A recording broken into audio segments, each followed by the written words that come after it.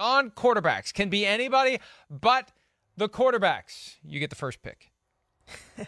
Did you notice that graphic who the Ravens player was, Mike? Justin Tucker.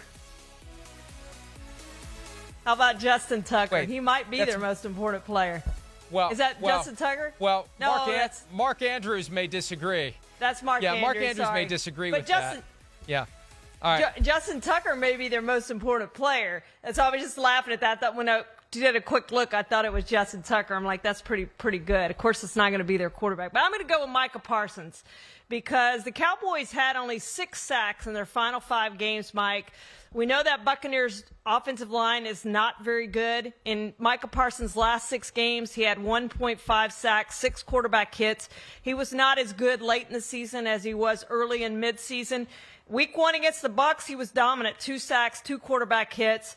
It's the only game this season he played 100% of the snaps, but I think he is the most important player on that defense, and he's going to decide whether Tom Brady has enough time to sit in the pocket. And if he does, because that Cowboys secondary is so depleted, Tom Brady is going to hit Mike Evans over and over and over again. It's going to be a repeat of 2 weeks ago when Mike Evans had 200 yards receiving.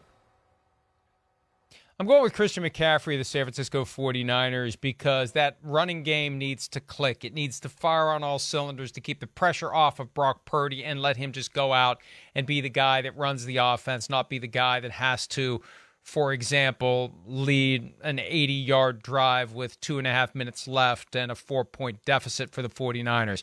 McCaffrey has been great for them. It was a huge risk to give up a second-round, third-round, fourth-round, fifth-round pick, but he has played better and better, and the 49ers make easy work of the Seahawks if he has a big game. If he doesn't, the Seahawks may make that game interesting, Charean.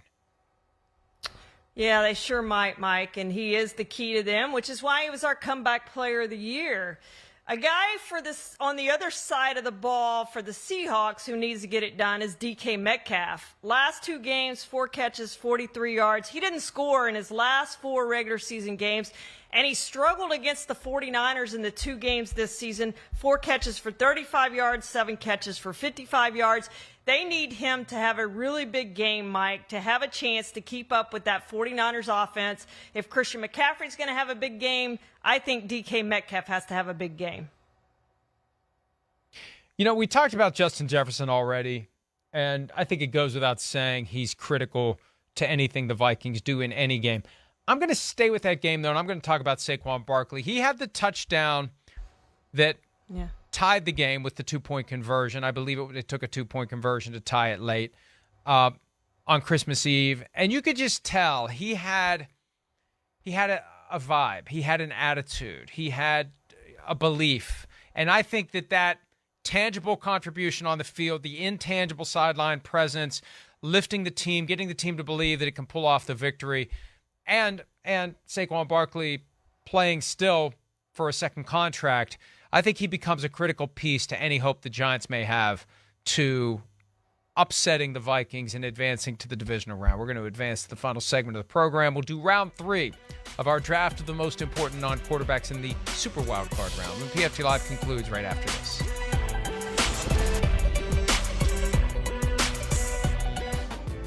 All right, there are the selections so far, the most important non-quarterbacks in the wild card round. We each have 1 selection left. Charean, who do you have?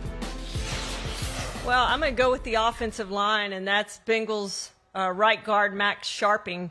And the reason is, Mike, you remember last season in the postseason, Joe Burrow, 19 sacks in 4 postseason games, 9 against the Titans, 7 against the Rams in the Super Bowl.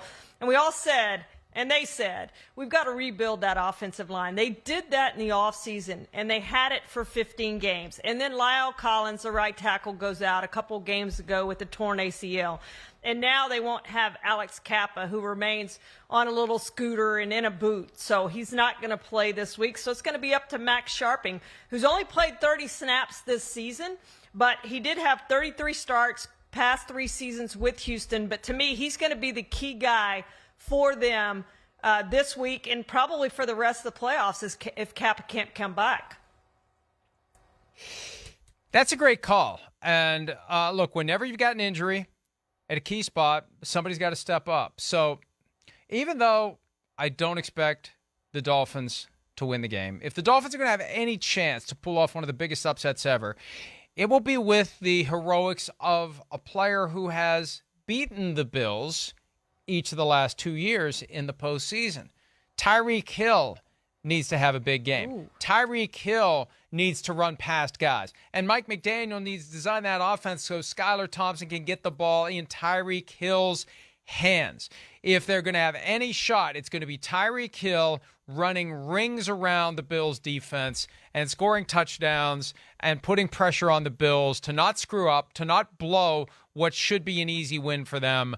Tyreek Hill, again, I don't think it's even enough if he has a huge game, but he knows what playoff football is about. He knows what it takes to beat the Bills. He doesn't have Patrick Mahomes, but he still has a high degree of skill, and I think it makes him a critical component of any chance the Dolphins have to win this game. I still don't think they have much of a chance, but if they win the game, Charean, it's going to be because Tyreek Hill went off and then some.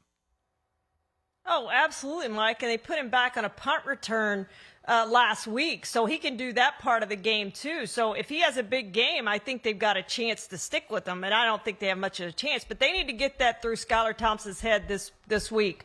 Throw it up to those two receivers, Jalen Waddle and Tyreek Hill, and let them make plays, Mike, because they can make plays, and that is your only way that you're going to keep up with the Bills.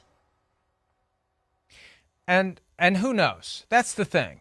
When we get to Monday, I doubt that we will be talking about 5 favorites winning. Of course, Monday night will be the last of the 6 games. When we get to Tuesday, I don't think we'll be talking about 6 favorites winning. I already believe the Bucs are going to win.